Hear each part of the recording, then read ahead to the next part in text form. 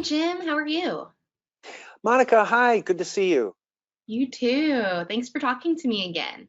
So Awesome. I wanted to talk to you a little bit about your experience with Oracle CDBs and PDBs, really the Mm, underpinnings of multi-tenant features. But you've also told me that some DBAs seem to view them with suspicion and even fear. So could you explain what you've seen?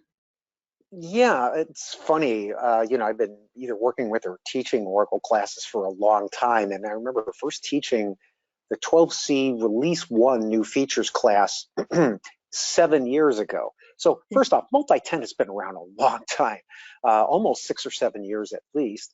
Uh, but a lot of DBAs were afraid of new things. Sometimes I kid some of the older folks in our group, DBAs, that they're kind of like cats that jumped on a hot stove. And if you have a cat, you know what they do, right? If they ever see another stove, they'll walk past it, but never jump on it again. And, so there's that kind of thing. They got burned by multi-tenant one time, but in 12CR1, multi-tenant was so new and it was so different. I don't blame them to be kind of anxious about it. And the second thing, which I think you're going to have a question for me about, right, is what I like to call the L word, licensing, right? But there's been a interesting development there. Really?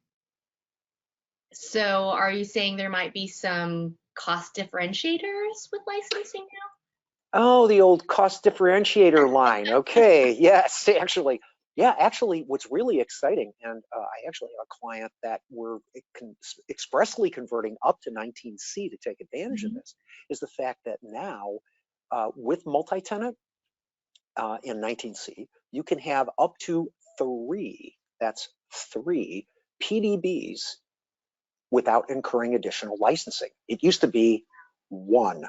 So it was a big deal, right? I understand the perspective of, hey, if it's an additional licensing cost, I have to sell it to my management, and Right. multi-tenant is not cheap, right?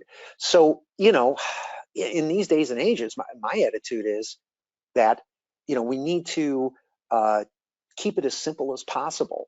The reason I think this is a great feature is that if you need to spin up another PDB, in prior releases, you had to license a new instance. If you, right, you'd have to create a new CDB, a new PDB. That takes time. Here, you could just simply clone your existing PDB to a new PDB inside the same CDB without any disruption, and it happens so quickly.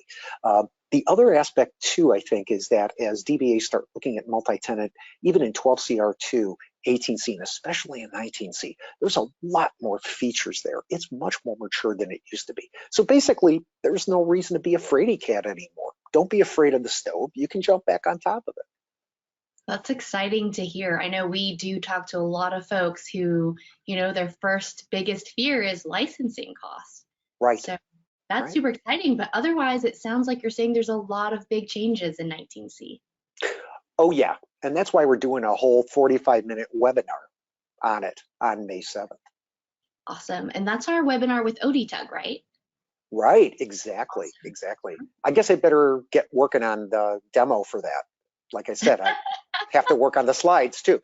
No, seriously, it's going to be a great conference. Wonderful. Well, we're super excited to join you on the 7th, and thanks for talking to me again. You got it. Thanks. Take care, Monica. Here, Jim.